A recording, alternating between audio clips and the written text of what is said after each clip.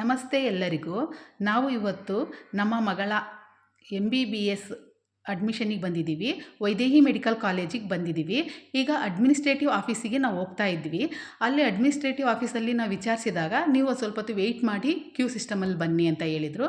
ಆ ಟೈಮಲ್ಲಿ ನನ್ನ ಮಗ ಮತ್ತು ಮಗಳು ನಮ್ಮ ಯಜಮಾನರು ವೆಯ್ಟ್ ಮಾಡ್ತಾಯಿದ್ರು. ಆ ಟೈಮ್ ನನಗೆ ಸಿಕ್ತು ನೋಡಿ. ಇವಾಗ ನಾನು ಅಲ್ಲೇ ಪಕ್ಕದಲ್ಲಿರುವ ಮ್ಯೂಸಿಯಮ್ಗೆ ನಾನು ಎಂಟ್ರಿ ಕೊಟ್ಟೆ. ವೈದೇಹಿ ಮೆಡಿಕಲ್ ಕಾಲೇಜಿನ ಮ್ಯೂಸಿಯಮ್ ಇದು.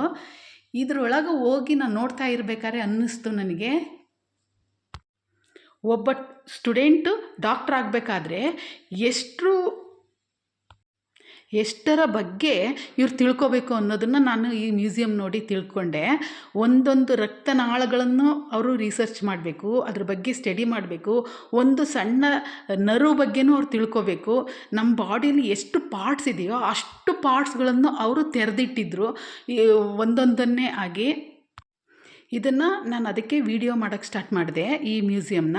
ಆವಾಗ ಅನ್ಸೋಕ್ಕೆ ಸ್ಟಾರ್ಟ್ ಆಯಿತು ನನಗೆ, ಒಬ್ಬ ಡಾಕ್ಟ್ರಿಗೆ ಯಾಕೆ ದೊಡ್ಡವರೆಲ್ಲ ವೈದ್ಯೋ ನಾರಾಯಣ ಹರಿ ಅಂತ ಕರೀತಾರೆ ಅಂದರೆ, ಎಷ್ಟು ಇದ್ರ ಬಗ್ಗೆ ತಿಳ್ಕೊಬೇಕು ಅಂದರೆ ಅವರು ಎಷ್ಟು ಕಷ್ಟಪಟ್ಟು ಓದಿರಬೇಕು ಅಂದರೆ ತುಂಬ ಕಷ್ಟಪಟ್ಟು ಓದಬೇಕು.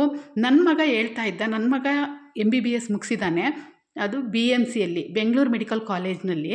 ಅವನು ಇವಾಗ ಇಂಟರ್ನ್ಶಿಪ್ ಮಾಡ್ತಾ ಇದ್ದಾನೆ ವಿಕ್ಟೋರಿಯಾ ಹಾಸ್ಪಿಟಲಲ್ಲಿ.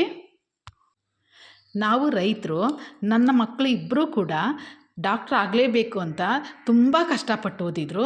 ಇಬ್ಬರೂ ಕೂಡ ಈಗ ಡಾಕ್ಟ್ರ್ ಆಗ್ತಾ ಇದ್ದಾರೆ. ಒಬ್ಬರು ವೈದೇಹಿ ಮೆಡಿಕಲ್ ಕಾಲೇಜಲ್ಲಿ ಅಡ್ಮಿಷನ್ ತಗೊಂಡಿದ್ದಾರೆ, ಒಬ್ಬರು ವಿಕ್ಟೋರಿಯಾ ಹಾಸ್ಪಿಟ್ಲಲ್ಲಿ ಇಂಟರ್ನ್ಶಿಪ್ ಮಾಡ್ತಾ ಇದ್ದಾರೆ. ನನಗೆ ಈ ಮ್ಯೂಸಿಯಂ ನೋಡ್ತಾ ಇರಬೇಕಾದ್ರೆ ಅನ್ನಿಸ್ತಾ ಇದೆ, ಎಲ್ಲ ಡಾಕ್ಟರ್ಸಿಗೂ ನಾನು ನನ್ನ ತುಂಬು ಹೃದಯದ ಧನ್ಯವಾದಗಳನ್ನು ಸಲ್ಲಿಸ್ತೀನಿ. ಜೈ ಹಿಂದ್, ಜೈ ಕರ್ನಾಟಕ ಮಾತೆ.